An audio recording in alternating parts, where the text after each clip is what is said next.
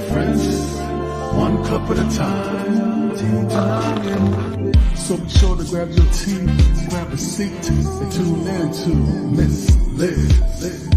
Tea time, making a difference, one cup at a time. Tea time, yeah.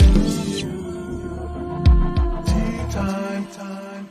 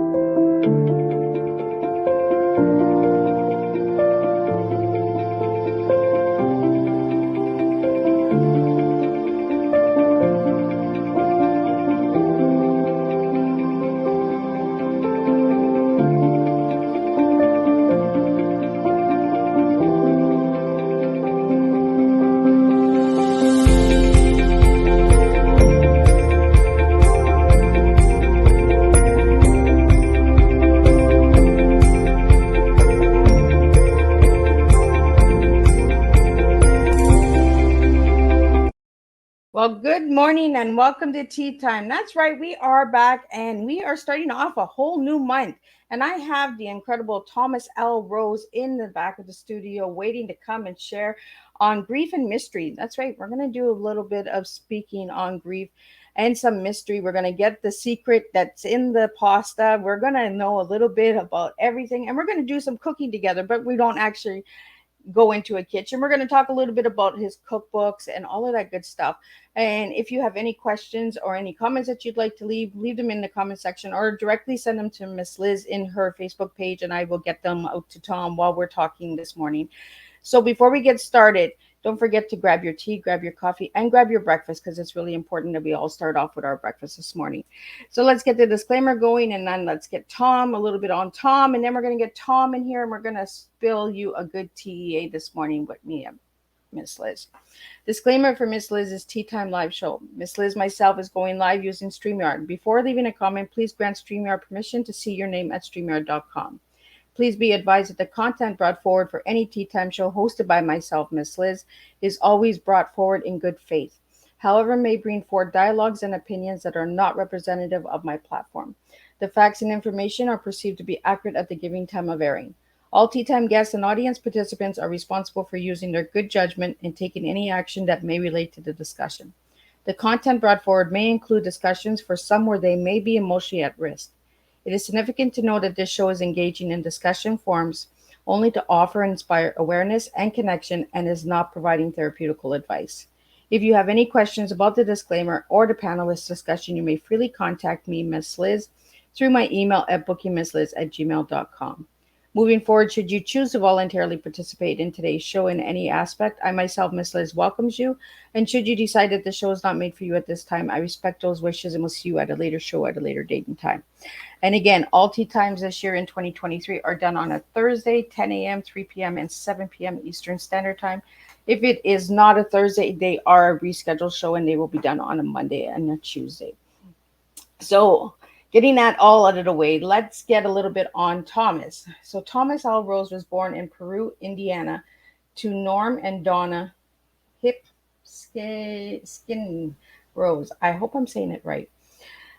He has two younger sisters, Jacqueline Rose Roberts, she's deceased, and Jill Rose England. The family moved in 1953 from Peru to Goshen, Indiana, where he still resides. He attended St. John's Parcocho School, I'm not saying that right, and Goshen High School. Graduating in 1958, he attended St. Joseph's Ball State and Goshen College. He was married to Joyce Grisson in 1962. Their son Brock was born in 1964. Brock and his wife Rose have a daughter, Amanda Rose McMahon, who with her husband lives in Goshen area. Tom worked in advertising and marketing most of his life and actually still does today with his son. at Rose and Rose Associates. Tom and wife Joyce co-authored two cookbooks, Cooking Together Chinese Style and Cooking Together Quick and Easy. They also hosted a cooking segment on the local Fox TV affiliate for 13 years. During that time, they toured the Midwest teaching cooking classes. After his wife's death, Tom, with the help of his son, he authored a third cookbook, Cooking Together Revisit, which is dedicated to Joyce, with the proceeds going to the family's breast cancer support projects. Tom, along with his family, produced a YouTube cooking show, Cooking Together Generations, to help promote their breast cancer support projects. So let me get Tom in here and let me sip on my tea. And let's give you a good strong cup of tea this morning. So, welcome, Tom. Thank you, Liz. It is an honor to have you here, Tom. Well, thank you so much. So, Tom, I want to get into the little boy first, and then the man you are today. I always like to ask that question because I like to see if there's a hidden gem that we carry along in life, just like we do with our teas and we flow our teas. So, how were you as a little boy, and who are you today as a grown man? Oh goodness gracious! Uh, as a little boy, I was a wild kid. I was not very big, but I was wild. Uh, I figured you had to be tougher since you were littler.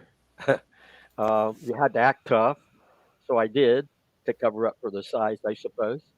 And I said, I suppose through life that that probably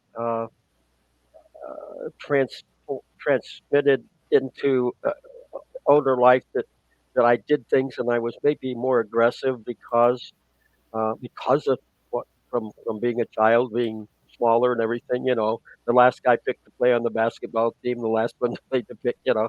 I got picked first sometimes because I had the basketball or I had the football. But so I think you carry those things through, and maybe later in life some of those things come back in your brain, and you're a little more aggressive about things than you might have been. I'm sure hardly I hardly hear big guys being described as cocky because they don't have to be. If I hear little guys of being cocky, uh, so I guess I was cocky. I was, and I guess I learned in high school.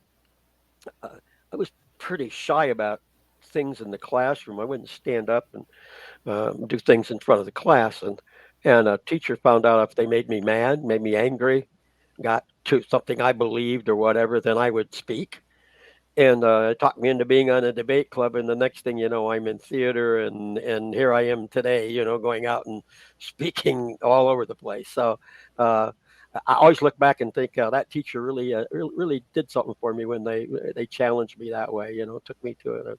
I've been in, like I say, I've been in a lot of plays and things. I'm not a singer, but I was actor. I did a lot of civic theaters, and college I did a lot of theater. So I guess that's the way it transitions through life. Well, and that's why I wanted to always know what the little boy was like, right? Because you got challenged, and you became on the debate club, and it also brought you into your adulthood, how you were able to stand up for yourself, and you know. But like we were saying before we went live, is you changed a lot through your grief and through the process of your losses Yes, and that. yes. So I want to get into that a little bit, Tom. I want to get into how grief really changed you because people out there they think, oh, you lost somebody, get over it, right? grief Right, is not right, grief right. doesn't work that way. No, it So, doesn't. No, it doesn't. so how did your grief change you? Well, I guess I should start with the fact that so you understand a little bit where I'm coming from with this. My wife had breast cancer in 2003 and 2004, and both times she had a mastectomy. And she was a strong woman. She went through that. I don't want to say without any problems, but she went very strong. She went through it. She battled it. She did everything that you wanted to do, even though she was going through the treatments, the chemo, and the radiation. She didn't miss a dinner party or anything. Uh, so, and then in 2004, after the 2004 episode, she was cancer free until 2017. So we had, I guess, what, 13 years there that we did a lot of things, knowing that it's still there, the cancer's still there, but it's so. In 2017, it came back in the chest wall, and the doctor gave her 6 months. and she lived 2 years. That's how strong she was. But the she had a tube in her chest that we had to drain, and she was going through some chemos and some radiations. And but for about a year and a half, she was pretty good. We kept doing things that we wanted to do. The last 3 or 4 months were not good. We went to the hospital, and this was in July um, of 2018.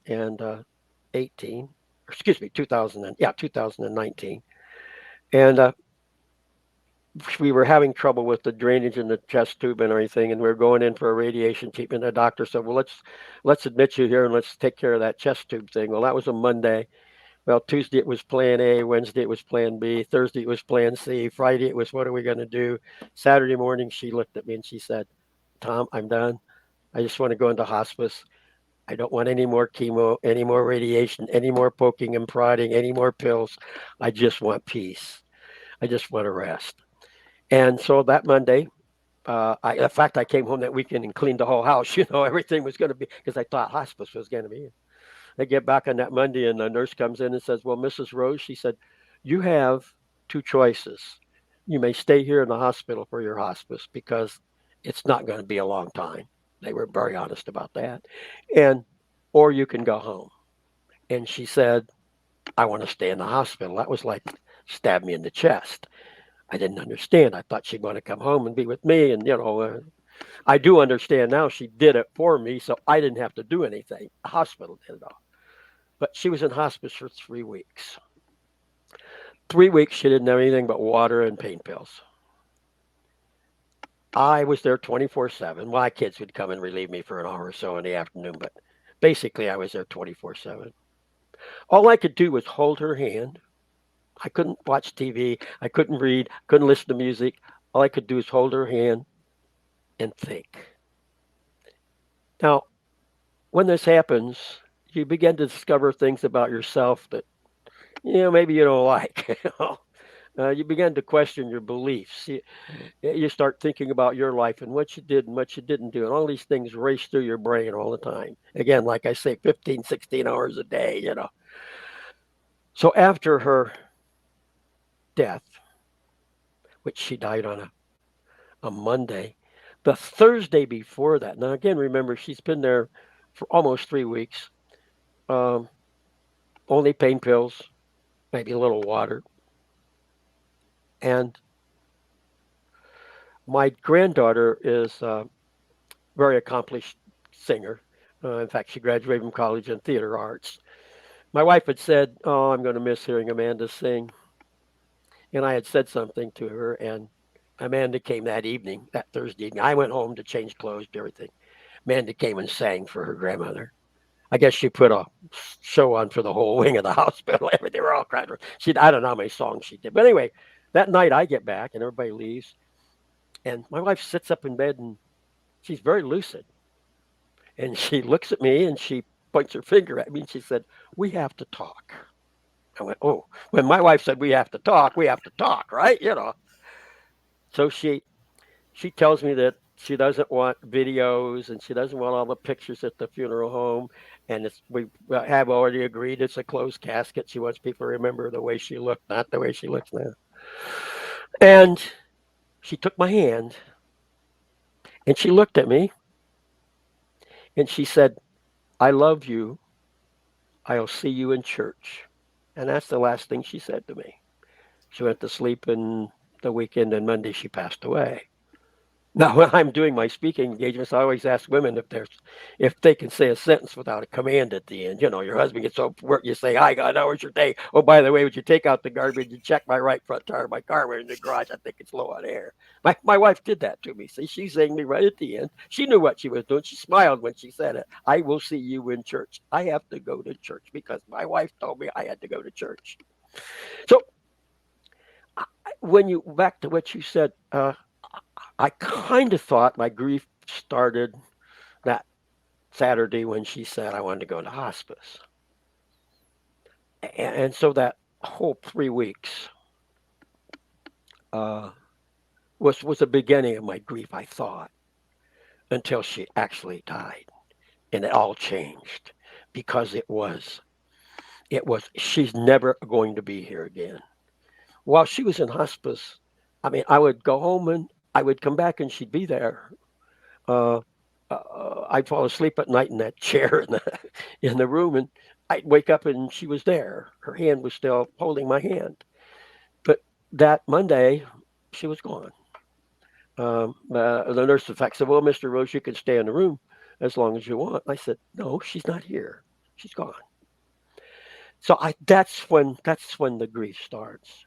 Now that first week, you're so busy. That was Monday. It was go to the funeral home on Tuesday, and then have the visitation on Thursday, and then the funeral on Friday. So you're just everything's happening fast. Um, the visitation, we had 460 people come. Wow. Uh, then the funeral on that Friday. Funeral was in the morning. Have the typical church lunch afterwards. A lot of my friends came back to my house here. We sat out on my deck. I'm sure we drank a few bottles of wine. We talked, we told stories, and all of a sudden it was 9 o'clock, and everyone was gone, and I had to walk back in this house, and I didn't want to come back in here because I knew she wasn't here, but I did it. That Saturday, Sunday was kind of remember or don't remember, but that's when my real grief started because for the next 3 months I was in misery. I was terrible. Didn't think I was going to survive. Didn't know what I was going to do. No, I hid it from people. Uh, um, Maybe not my family, but most people I hid it from. I went to church because she told me I go to church. If I kicked God out of my life, I said, "You didn't do what I asked you to get out of my life." But I go to church and I'd get the little prayer hands and I'd sit there and I did the pity thing, okay? I'd say, "Oh, no," the people look, "Oh, there's Tom Rose. He lost his wife. I feel sorry for him." I ate that up. Finally, one night, again, it was she died in August. This was in November. I'd gone through 3 months of this. I hadn't cried. I hadn't done a lot of things that they say you're going to do. I was sitting there, and if you could see our house, it's an open concept. There's a bar thing. The kitchen's on one side, the living room on the other, the dining area over here. And so it's all big open thing. And there's three bar stools. That's where we sat for dinner every evening. And you mentioned it earlier. We both like to cook. So if whose ever turn it was would be in the kitchen. The other person would be sitting at the counter. We'd have our glass of wine. And that was our time. That 2 hours from 5 to 7 every evening was the time we talked about our day, whatever. But anyway, so this evening I'm doing my dinner by myself. It's November. It's cold. I remember snowing, raining, sleeting, crummy weather. I've got Frank Sinatra on the stereo. I've got the fireplace going. I've got this. I mean, I got this mood all set up to be terrible, right there. And so I have my glass of wine at dinner, and I eat my dinner and have my glass of wine with my dinner, and then I look at the bottle, and there's not so much in it. And I pour it in and say, "You'd waste not, want not." But then I get up to walk over, I think to change the record, and I caught my foot on the bar stool, and I fall on the floor, right on the carpet, fortunately. And I remember sitting there, laying there, thinking, "My God, what will my wife think of me?" First thing was, we mentioned earlier, she always say, "It is what it is. Put on your big boy pants and deal with it." And I'm thinking, well, what would she think about me right now laying here? She would be so ashamed of me. And I hadn't cried. I really had not cried. Maybe a little tear at this funeral, but I had not cried. I sat down that night in my little easy chair and I cried and I cried and it was buckets. I was wringing wet right down to my socks. I remember going to bed and thinking, "Man, it's going to be terrible in the morning." Now, that whole 3 months, everything was black and white to me. I got up that next morning, and there was color. I looked out the window. It was a beautiful day. I thought, I've got to do this. I've got to handle grief. I've got to, I just kind of put up my fist. I said, "Okay, come on, grief. I'm ready for you. I don't know how I'm going to do it, but I'm going to handle you." And I guess I call that my epiphany that night. Okay. That it changed everything for me. I suddenly knew that I had to do it. And you said it earlier. I had to do it. Nobody else could do it. You can't, you can't fix grief. All I tell everybody is, hey, you can't fix it. Just listen to the person. That's all they need. Just let them talk, which I'm doing now, right? So, so that started uh, the whole change in me. Um, all of those things I thought about those 3 weeks, just thinking, all came back. Um, someone had told me one time that grief is like a ball in a box. It bounces around, and when it hits the side or something, a memory comes back. What you don't want it to do is hit a corner and have three things going on at once because you can't handle it. Yeah. And I said, nah, it's a little more like a balloon in a box. The balloon behind me. If you take that balloon by the string and you want to move it over here, sometimes it stays here. And sometimes when you want it here, it moves over here. So it's a little bit more difficult to control. And a lady told me, she said one time, she said, well, Tom, she said, why don't you just let go of that balloon? Then you won't have any problems. I said, ma'am, I said, all my memories are in that balloon. Everything, my whole, all our memories are in that. I don't want to let those go. I want to keep them. So that's my crutch. That's my thing. It's the balloon. The balloon's here with me now. When I'm at home, I let the balloon go because it can bounce around, and if it brings back a memory and I cry, I cry. I don't want to cry in the grocery store, so I try to control the balloon when I'm in the grocery store. I don't want to start laughing about something I remember in the. People think I'm crazy. I've got that balloon. So that's my thing. I really loved a balloon. I never thought of grief that way. And it's true, a balloon is hard to control sometimes. Oh yeah.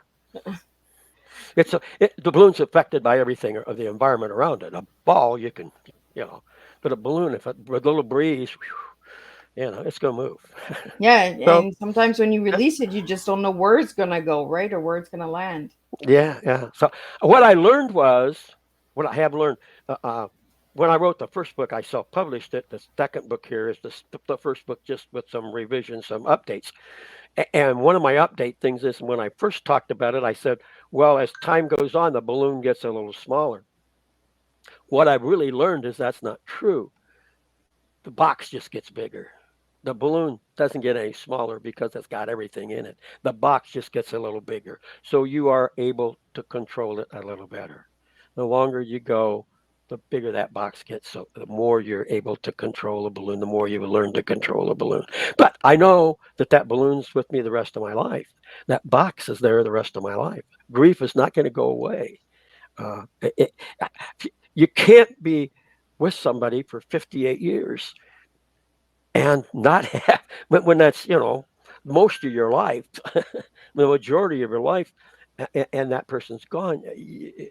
You can't just push it aside. It's not something you say, okay, well, I did this, but I can push that. You can't do that. Yeah. uh, and if you try to do that, then it's going to make it worse because it's going to come back and it's going to. So this way, I'm not surprised. I'm not shocked when something comes back, when something hits me. Uh, I'm kind of ready for it. I can handle it. Um, I tell the story. The That first Thanksgiving, which was about 2 or 3 weeks after my epiphany. Okay, uh, we always had Thanksgiving at our house. The kids always come in. Our house was bigger and everything. Uh, so kids said to me, he said, "Hey, Dad, you just do the turkey like you always do, and we're going to bring everything else. My granddaughter and her husband, my son and daughter-in-law. Actually, we're having some friends with them. So I'm in my kitchen. Now you're going to say, please don't think badly of me, but you're going to think I'm standing at that my butcher block, got my glass of wine sitting up on the bar, okay, and I've got that bird there, and I'm stuffing that bird with the fruit and herbs and everything I did." And I put the string and tie the legs. I need a finger to hold that so I can finish that knot. She's not there. She's not there to put the finger on that knot. And I start crying and I start laughing because that was always our joke. She'd put her finger there and say, who did this when you tied your Eagle Scout knots? My wife was a brunette, big brown eyes. I think I said one time I was a cute little blonde, blue-eyed blonde. I think I got a dish right side of the head, uh, but that was our life. Um, I tell people, I make people in my talk, in my speeches, uh, I make everybody say, I love you. I say, I want everybody now to say, I love you. And when they're done, I say, don't forget to keep saying that. Um, I don't know that I said it enough or she said it enough. I think you assume, you love each other, um, but you don't say it enough. You don't say it often enough. And one of the things I stressed over in that grief period of time was the things we didn't do, all the things we planned to do. We wanted to do this, we wanted to do that, well, we didn't do them. Finally, one time I thought, no, wait a minute, stop.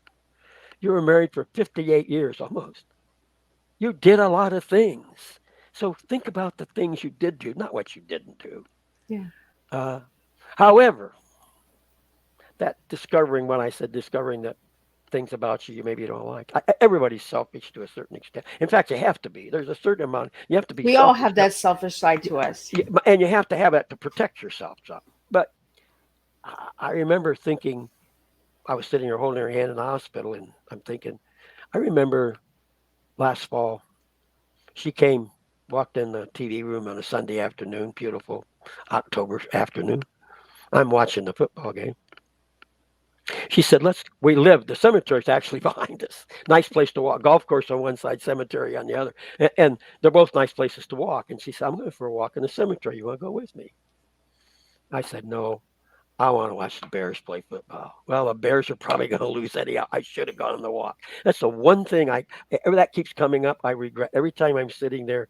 I look out and I see it nice, and I walk in the cemetery. I think wish I'd have gone on that one walk. I wish I'd have gone that time, because the next October she wasn't there. So, Yeah. but it's but but at this point, after 4 years,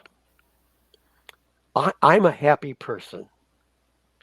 I'm a happy person because of the 58 years I had with her. Because of her, I'm a happy person. Uh, yes, I miss her. Yes, I wish she was here. Yes, I still go through my moments. Uh, you know, sit down to have my dinner by myself, and maybe I get a little tear. Sometimes I start laughing because I'll think of something we did or we didn't do or whatever. Uh, but overall, I'm a happy person. I'm moving on with my life. Um, I, I'm doing something. This is by accident with the book. Speaking to people about grief, like 80 speeches so far. People coming up and saying, "Oh my God, you help me," or this or that or that. Emails that I get, stories that I get. Uh, so I know I'm helping. In fact, I wrote in the book, if I helped one other person because it helped me, then the book was a success. Well, I know at this point, after almost 17 months, I guess, that I've helped people and I continue to help people. So that has become my quest, my ministry, so to speak. This is what I want to do. I now know what he wants me to do. Um, I I run into so many people. Am I speaking things that say, "Oh, you're not doing anything"? Oh, my wife died, my husband died. I just sit there. I say, no. You've got to, you've got to move forward. I do not want to be the one that goes and stands in front of my maker and say, "Hey, you gave me 10 years or 5 years or 20 years, whatever it is after that event, and I didn't do anything with it." I'm going to be able to, I think, face him and say, "Hey, I did what I think you wanted me to do, sir. I did But it. I think I got it. Yeah, I think I got the message. Uh, so that's my life now. So, Tom, and all the listening audience out there that's listening now and that will listen later, grief is hard. Grief does come with a lot of lessons, and it does teach us a lot. It does teach us to live in a different way. And sometimes it actually changes us in the way that we should have been.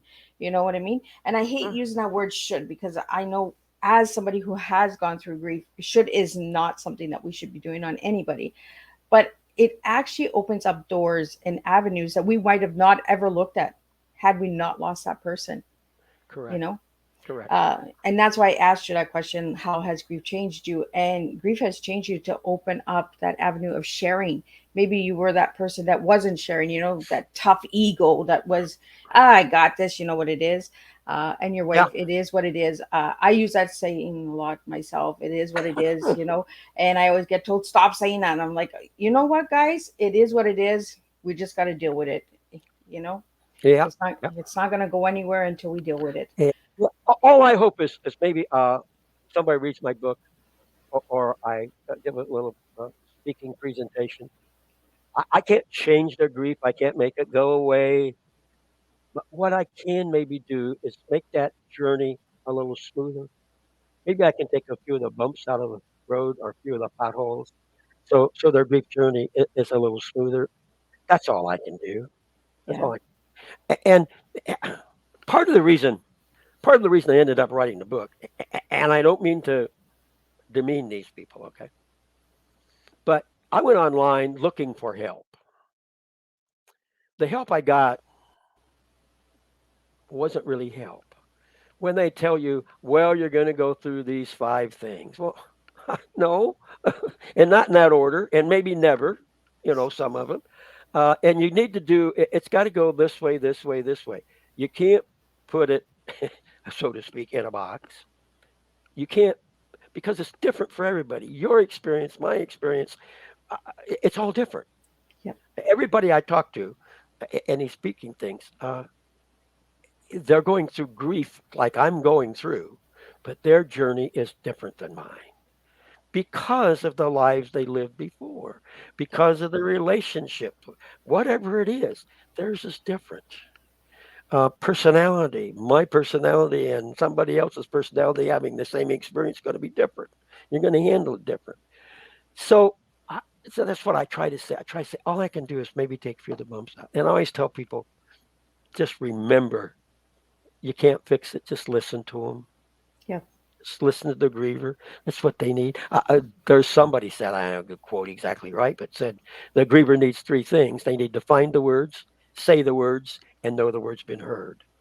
I had that opportunity when I wrote the book. When I give a speech, people allow me to do that. There's one problem that occurs with me, though, and you have to think about this a little bit. And I don't mean it in a bad way, but I think people have to understand every time I give one of these speeches, things, I relive things. I relive part of that grief that maybe I would be past now if I didn't keep repeating it. It repeated 80 times. I repeat my story 80 times about being miserable for 3 months, okay? And about my epiphany. And it all comes back to me. I get in the car to go home. My son drives with me usually. In fact, he does my introduction. And I'm exhausted. Maybe only speaking for 45 minutes, but I'm tired because all those things have come out of me again, all those emotions. So that's the difficult part of it. But I want to take it away. I'll take that. I'll take that difficult because I love what I'm doing. Yeah. I had a woman um, about 3 weeks ago. I think it was in Fort Wayne, Indiana. Oh, wherever. She came up to me afterwards and she said, "Mr. Rose, can I give you a hug?" I said, "Well, sure. I take hugs from ladies all the time." And she hugged me and she said, "Thank you. You got me out of my dark period." And there was a friend standing with her. She said, "You did. This is the first time I've seen her smile." And I said to the lady, I said, "Well, wonderful." I said, I'm glad. How long's it been?" And she said, 12 years. Wow. I said, "No way. I could have been like I was for 12 years." Uh, so those are the kind of stories we get, all the time. One Yeah. of my, one of my best stories is last August, a year ago in August. I got a call one evening and the answer was a young man. He said, "Mr. Rose, I just read your book." I said, "Oh, thank you." He said, "Oh, you don't understand." He said, "I'm a senior in college. I have a serious relationship with a woman. We think we're going to get married. Last night, or the other night at dinner, I asked my mother, 'How do I know I'm in love?' And she had my book because her husband died, I guess. And he says, 'She gave me your book.' And I said, "Oh, I guess I wrote a love story." Now, sidebar to that is this last June I got a wedding invitation from them. Oh, they, wow. they got married on the East Coast, so I couldn't go. But at least I could send them a cookbook and my novel was a gift. But anyway, those are the kind of things that happen to you, and they kind of they kind of affect you. I think I dropped a little tear that night too, sitting here afterwards, thinking, prison did that to me too. I we're going to speak to there were 12 of them, young men in a drug rehab program, and it's a school thing. They live in the same ward. They have classes every day. And the gal that was running the program said, "Mr. Rose, I want you to come speak. Then I'm going to give them your book. They're to read the book, and then you're supposed to come back." And they were supposed to have questions for you, which I did. But it was hot. Again, it was in a hot August day.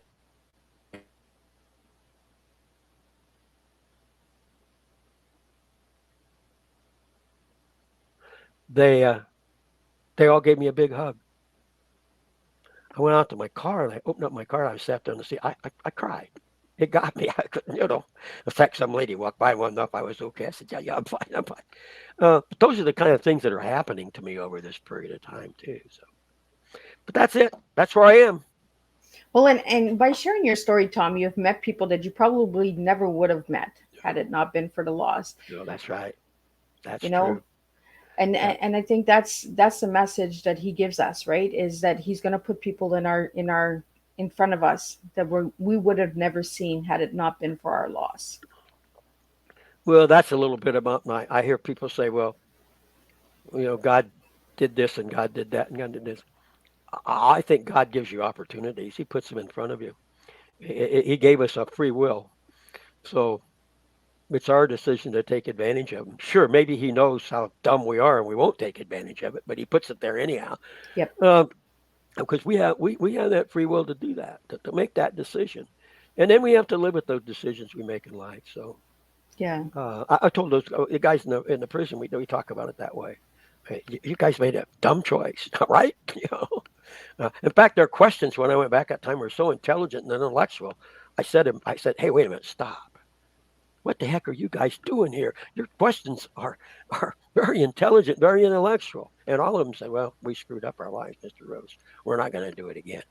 But the other thing is, they were most of them were on drugs because of some grief. They lost a parent, they lost a wife, they lost a girlfriend, they lost a family, and that pushed them over the edge. Yeah. Which I guess, looking back on my sitting there drinking the wine that night, I could have gone the next day and bought a bottle of whiskey and turned into an alcoholic. I don't know.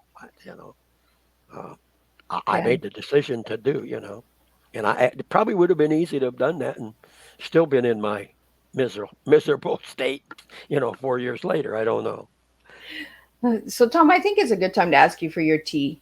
If I ask Okay, you what 3 words are, what 3 words would you give me for the TEA? time, my time that I had with my wife, everlasting, the everlasting love, because I still love her. In fact, my love continues to grow for her. And action, the actions that I'm taking, moving forward, hopefully helping people, remembering her, taking her with me, not leaving her behind, but action moving forward. That's that. I love that you put that everlasting love because, like you said, that the young man who invited you to his wedding, you said maybe I wrote a love story. Maybe the balloon in the box was a love story. It was Well, your love story to share with the world. well, if you think about it, it is because grief is love. Without love, there is no grief. So it is that. And in fact, in the Bible, I think there are four kinds of love. The Greeks have six, and both of them have one called pragma. And pragma is continuing love, a love that continues to grow. Now, when you're married and the husband leaves his underwear on the bathroom floor and doesn't hang up the towel, leaves it there. The wife gets upset with him, and then he's upset with her for being upset with him, and that love doesn't continue to grow at that time. But now that Joyce is not with me here, I can't screw up like that. So my love for her continues to grow. In fact, I tell people I love her more now than I did 4 or 5 years ago, just because of that. Because it's just allowed to. I don't get upset with her, Yeah. and she doesn't get upset with me. So it just continues to grow. So yeah, Balloon in the Box was a love story. So I want to get into the cooking Okay, together, because cooking does bring people together. So how correct. did you come up with that name, Cooking Oh Together? God, you ask these tough questions. It's I not know tough. I'm such a hardball, No, right? no, I'm just like, no, oh, that Miss Liz, like give the man a break. no. It's not a tough way. It's just a detailed story. Okay, I like to cook. On the weekends, I would cook. Work I did, and we would do it together, she and I. But uh, one Christmas, my sister sent me a walk. In that February, I got the box out and I read the book, and so I start cooking with a walk. Well, we had some friends, another couple, and he liked to cook, and he was good, and then his wife, and we would go to each other's house for dinner. And so I had them over for Chinese. And he thought, oh, this is cool. He said, I'm going to get me a wok. So he got a wok and he's doing, and then we're exchanging things back and forth. Hey, I did this. Hey, I did that. Uh, there's a local college here, Goshen College. It's a small religious college. And there was an advertisement in the paper that some gal there was teaching a Chinese cooking class, probably as part of her. I think she was probably, I don't think they call them home ec now, but whatever, home ec teacher anyway. And she's part of her class. So she's teaching this class. So he and I decide to go. And it was like 3 weeks, and we went to it for 3 weeks. And shortly after that, we were out to dinner with our wives, and one of them said, "Hey, you guys never say anything about your Chinese cooking class." And we said, "Well, that was okay, but we could have probably done better." Mistake, because his wife was the director at the YWCA. And a week later, we're out to dinner, and she says, "Oh, by the way, in 2 weeks, you guys are teaching a Chinese cooking class at the Y." We said, "What?" She said, "Yeah, you were so smart. You think you can do it? Do it." So I said, "Okay, we've been challenged. Let's do it." So we did it. Everybody loved it. They wanted us to do it again. He and I did it about 3 times that year and 2 times the next year.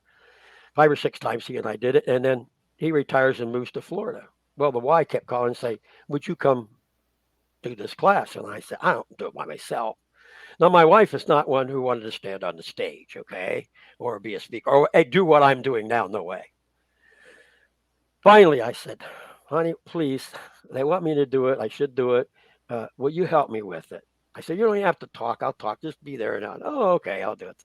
So we did it. We did it for about 10 years. Oh, And as a result, what happened was my son, we're an advertising marketing business. My son knew one of the people at the Fox affiliate and mentioned that that people said we needed to write a cookbook. So we wrote a book, and then we got the book, and he said, got on TV on the morning show to bring our book and cook a little recipe. So we went, and we did it and sat with the people that were hostess of the show, and we had a good time. When we left and got home, there was a phone call from the producer and said, "Would you come back once a month?"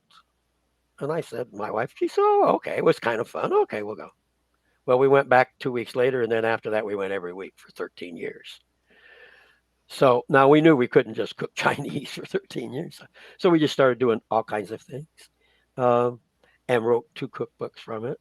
Well, we had written a cookbook, Chinese cookbook. We wrote a cookbook called Quick and Easy because those are the type of recipes that we kind of filtered towards because we were on at 7:30 in the morning, and so it was young mothers and housewives, and and they needed family things. So actually, we did some more complicated. Most of our recipes were pretty simple and easy and quick.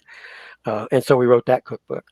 And then, like you said, when my wife died, I was going through stuff here. I found it must have been 1,000 recipes.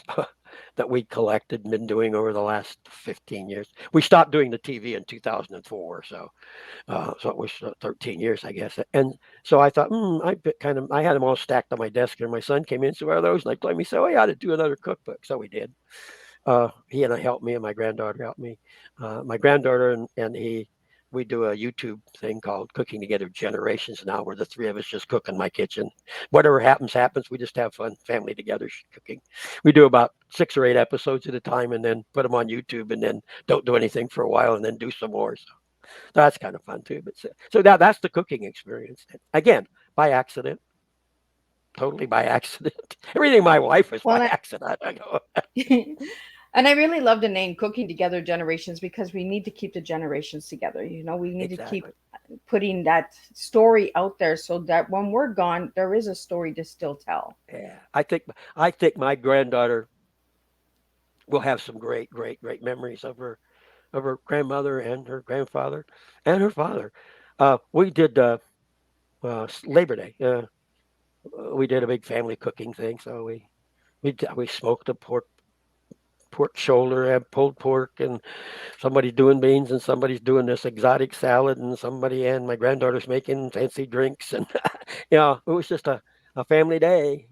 A couple of neighbors came over, and we love to cook that way. I have an outside kitchen, so everything was being done outside. I have a microwave, refrigerator, burners, smokers, grills, griddles, everything out there. So you know Uh, where to go when you want something to eat outside. that's right. So we do that. But yeah, again, that's what back to that thing I said earlier. I understand that what life is now. It's pretty simple. It's just moments and experiences that become memories. And I every day new memory. This last Sunday's a memory that was created. Uh, I had a memory created when I spoke at that theater. I mean, what a thrill for a guy 82 years old to stand on a stage where, when 12 years old, he was going to the movies there, stand on a stage in front of 300 people, have 300 people applaud when he's done. What a thrill. My other one like that was we went back to Peru, Indiana, to the Catholic church there to speak. And I got to speak in that church. I almost couldn't do it when I started out. I had this big frog in my throat. And I'm looking around and I'm like, wait a minute. You were a 12-year-old altar boy here. And now here you are standing in this church speaking to all these people sitting out there. Uh, so those kind of things. Yeah. And again, that's in my balloon now. That's in my balloon. Uh, yeah, I take that with me. So, So I want to get, John, I want to get, we're almost at the end here. yeah. Time is just flying by. Like Oh, yeah. the balloon is all Blue is like, blue. I'm sorry. I'm long winded. no, no, no, that's You all shouldn't good. ask me the question. See, you got in trouble. The minute you asked me the question, you were done. But I want to get into the mystery Oh, because we have okay. grief and we also have mystery. So how Okay. did you get into the mystery side of Well, things? you see, you write the blue in the box, and you write the cookbook. Well, cookbooks are not that difficult. But anyway, so you write the balloon in the box, and then everybody's telling you how good it is. Oh my God! You start to get cocky, okay? Which we learned earlier. I was, and you think, hey, I can write a novel. Now I told you I didn't pay attention in English class when I was in high school, nor when I was in college. Now all of a sudden I'm writing a novel. And I got these stories in my brain that I've never tried to do that before. Well, I wrote a play when I was in college. That's the closest thing I ever did to writing anything. So anyway, it's cold, miserable weather, and I figured, what the heck, write a book. So I wrote the book. It's The Secrets in the Pasta. It's a murder mystery. It takes place in an Italian restaurant. Um, the interesting thing about writing a book like that, you have to create characters, and the only characters you know are your friends and the people you're acquainted. I mean, you could become a character. See, I know you now. I know stuff. You told me some of the stuff before we went on about your life. So, Uh-oh. yeah, yeah. Well, I wouldn't use your name, and you wouldn't know it. You wouldn't know it was you.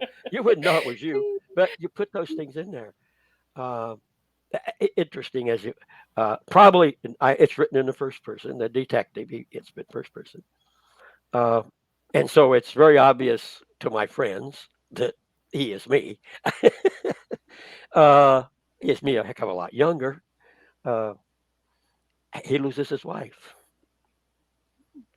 in an automobile, hit and run automobile accident, not cancer. But so now I can take my experiences, my feelings, and put him in this character. He's not. See, that's the other thing. The outline of the story, the creating story, is nothing to it. All right. I mean, I knew this was going to happen. This was going to happen. Here's where it's going to end. It's writing all those characters, creating those characters, making them real people, not just a name. You know, Yeah. well, you see that on television.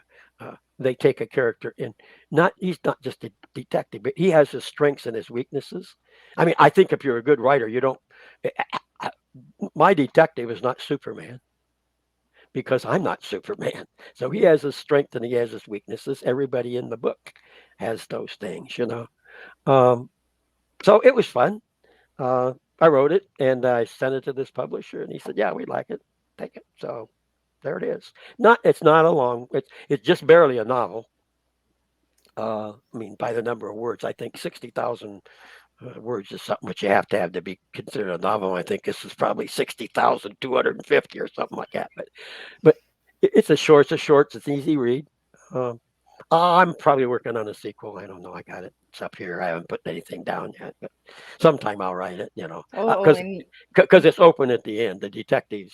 I mean, the story. All those characters are there at the end. They're all still moving forward, but you just don't know where. So I think I can take them wherever. well, and you're always meeting new people, so you have new characters, right? Yes, I do. Yes, I do. Yes, I do. And you mix characters together. Okay. But that was the fun part was to say, uh, okay, I have Tony as a detective now. Tony easy, okay, but then I have a priest in it, and the priest is probably a combination of three priests that I've known to be our friends, not just priests but friends. Uh, there's a there's a love story in it that's kind of starting, but it's not happening, but it is. It's kind of just there. We're not sure, Uh, the gal's divorced gal. Um, the man that was killed uh, did did a bad thing. Ended up uh, paying for it with his life. Was a good guy. Uh, he just did something he shouldn't have done, and he ended up dying.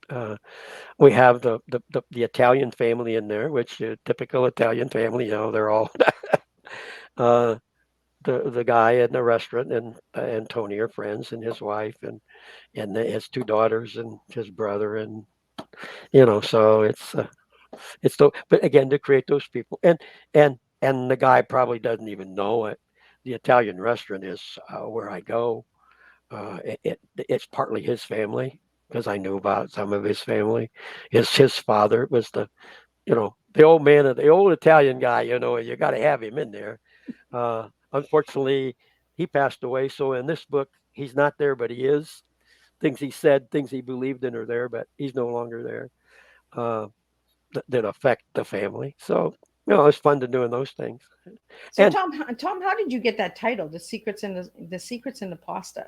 well, if I told you, then I'd give the book away. Oh my goodness! I'd give the end of the story away. So we're not gonna find out what the secret No, is. you're not. I'm gonna get the You got to go out and get the book. You gotta buy the book. Yeah, gotta buy. I do that with Balloon in a Box. I tell people that you what I do is with people when I'm in a grief group at church, or and when new people come and they're kind of quiet, they just sit. Especially if they've lost a spouse, I will say to them, "Tell me about your first date," and they always smile because that's a pleasant experience. And so, in my book, I tell everybody about my first date. I will tell you a little snippet of my first date. On my first date, six people in the car, okay, coming from a movie and pizza. My wife suddenly says, "Unzip my dress." So I'll leave it there. If you want to know the rest of the story, you gotta That's where buy the secret in the you gotta pasta buy is. yeah, no, you gotta buy a balloon in a box, and you'll find out the rest of that story. Now make up what you want to make up, but you won't make it up right, I promise. So, Tom, if anybody would like to get your books, where can they get your books? The books, both the books, Balloon in a Box and The Secret in the Pasta, are on Amazon. They're also on my website. The cookbook is on my website. It's not on Amazon. Uh, yeah, I think you've got my website there. Go on my website. My email address is there. My phone number is there if you want to pick up the phone call. If you want to talk about grief, if I if you think, hey, maybe if I talk to this strange weird guy that was on on on Liz's, maybe he can help me with grief, or maybe he would just listen to me. Since he doesn't really know me personally, maybe it would be easier for me to tell him things. Hey, call me. I'll sit here and listen to you. I love it. I've had a lot of phone calls like that. So uh, I put two gentlemen together who'd lost their wives, both struggling, uh, talked to me, and I said, "Well, I'd like to." So I had the three of us have coffee, and I conveniently had to leave for a meeting. I left two of them together. This was about 3 months ago. I understand they're good friends now. They're going to baseball games together and doing stuff. So I did something there. I think I helped them both because I gave them each a friend and a friend that was going through the same thing, and they can talk together and share. And that's what they tell me. Oh, we share it all now. We tell all those stories about my wife did this and I did that, and she did this and we did that. So uh, that's the kind of thing I guess I can do. So I love Awesome. it, love So, it. Tom, what's your final message for the listening audience out there? I guess the thing about grief, which like I said is my mission now, my quest. Uh, if you know somebody's grieving, don't try to fix it. Don't try to help because you can't help. The way you can help is simply listen to them. Let them talk. Let them talk. Don't say things like people said to me, like one lady came to me and said, "Well, I know a guy that lost his wife, and a month later he lost both his parents in an automobile accident." I wanted to say, I don't care. I don't care what happened to him. I care what happened to me. That doesn't help me any better to know that somebody lost three people in a month and I only lost one. So I guess I'm supposed to be thankful. No, you can't do that. Things that people say at funeral homes are tough too. Don't say God needed her up there more than you needed her down here. Because what I want to say is, hey, God's got a whole bunch of people. I just wanted one. Come on, God, share. So that's the worst thing I think is I hate to. I know now to just say I love you. I guess that's my other message. When I go to the funeral home and I see somebody, I just put my arm around them and say, hey, I love you. Because when you say I love you, that says I'm here for you. I'll do for you. I feel sorry for you. All of it's said in that one little phrase. I love you. Maybe you don't even have to say that. Maybe you just have to give them a hug, and then they know. So I guess those are two messages. Well, You know, thank you so if the much, if Tom. the griever just listen to them and don't forget to say I love you and thank you, and like I say, call me, text me, you know, email me, whatever, folks. I'm here. Well, thank you so much, Tom. And I am big on just listen, stop trying to give the advice. We just want you to listen when we're grieving. It goes so much further than you realize if Yep. you just listen. So, Tom, thank you so much for sharing your beautiful love story, your beautiful books with us today on Tea Time, and sharing your incredible tea because your tea is incredible. Time, everlasting love, and action. It's a strong cup of tea that he spills and he flows it well. So, Tom, thank you so much for that. And Thank you, Liz. thank you to all the listening audience out there. If you'd like to know more about Miss Liz's Tea Times, check out my website at www.misslizsteatime.com. If you'd like to be a guest in 2024, reach out to me as well. We will be seeing you all back at 3 p.m. Eastern Standard Time today and at 7 p.m. Eastern Standard Time. There are two more guests that are coming up this afternoon. We have Andrea Lee Austin coming in, and she'll be talking about um, my conscious wellness, and then we're finishing up with Money Wise with Kaylee Brosvert. This Liz's tongue is always a twist in here. But I want to thank everybody for tuning in to Tea Time, because I could not do this without you guys. So thank you, and I'll see everybody this afternoon for the second Tea Time of this week.